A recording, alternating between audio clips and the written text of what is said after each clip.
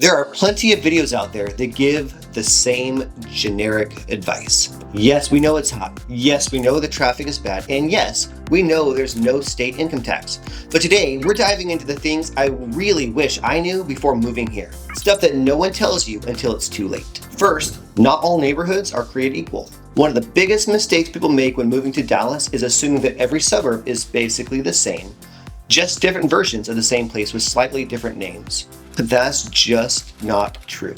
Some suburbs have grown organically over time, while others were built as master plan communities, and this difference really impacts daily life. Master planned suburbs like Frisco, Prosper, Salina, they were designed from the ground up with a strategy, and they have uniform streets, meticulously maintained parks, high HOA involvement, and neighborhoods that look straight out of a real estate magazine. These places are incredibly convenient, but they can feel a little too polished and cookie cutter for some people. On the other hand, organically grown suburbs like Richardson, Denton, and Louisville have developed more naturally over the years. They have older homes, larger lots, and a little bit more character, but that can come with a higher maintenance cost and less neighborhood uniformity. So what's our point? Really think about whether you want a place with everything planned out for you, or you want a neighborhood with a little more history and personality. Second, here's something no one tells you before moving to Dallas. Not all highways are created equal. Some will get you places very quickly, while others will make you question every life decision that you've ever made. For example, the Dallas North Tollway is expensive, but if you're commuting to Dallas from either Frisco or Plano, or maybe even Prosper, it's a non-negotiable. You'll pay tons in tolls, but you'll save in time and stress. If you're commuting between Dallas and Fort Worth, I-30 is your best bet.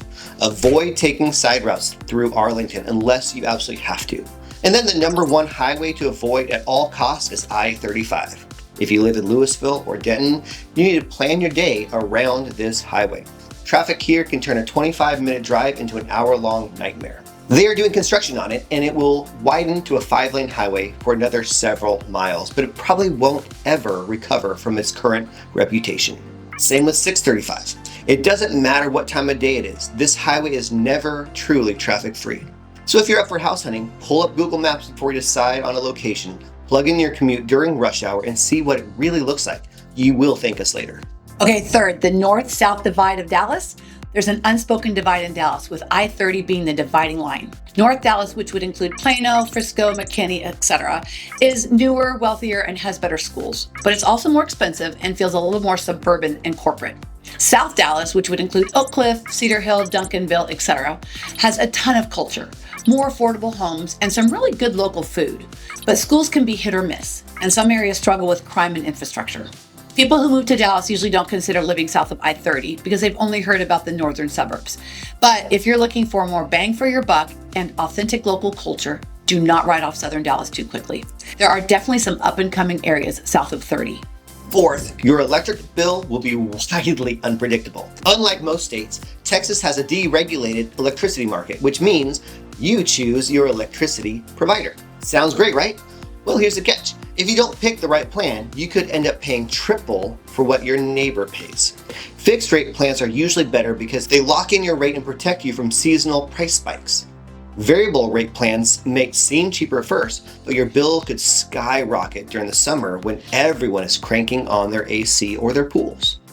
Before signing up for an electricity provider, check out sites like howtochoose.org. Otherwise, you might be in for a very nasty surprise when your first bill comes. All right, fifth, Texas hail is no joke. If you buy a house in Dallas, understand this. Hail is coming for your roof. It's not a matter of if, it's when. Hailstorms in Dallas can drop golf ball size hail and bigger in just minutes. And insurance companies know this. That's why many of them have increased roof deductibles in Texas. When you buy a home, ask about the roof's age and the last hail claim. A newer roof will probably save you thousands of dollars within a few years. And don't wait to file a claim if your roof gets hit. Insurance companies love denying late claims. Get a roofer out there in the morning after a storm to get it inspected.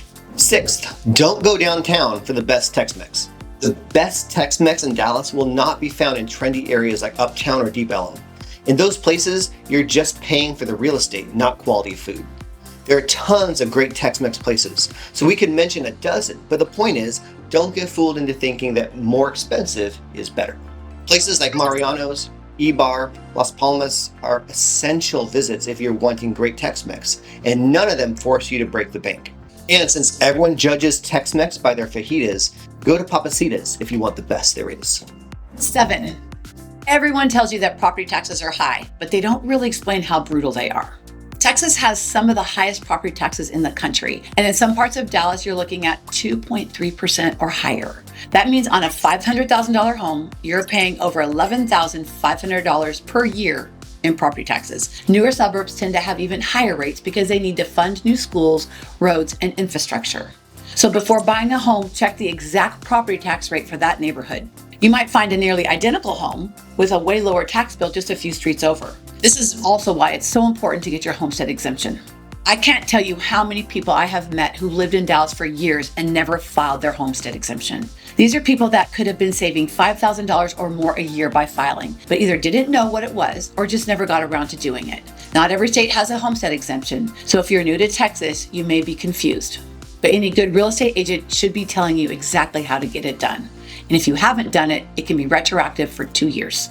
If you're thinking about moving to Dallas, we hope this video gave you some insight that you won't find anywhere else. And if you're already in the process of moving and need help finding the perfect home, reach out to us. Our info is in the description below. And don't forget to like, subscribe, and hit the bell icon so you don't miss out on our next Dallas video.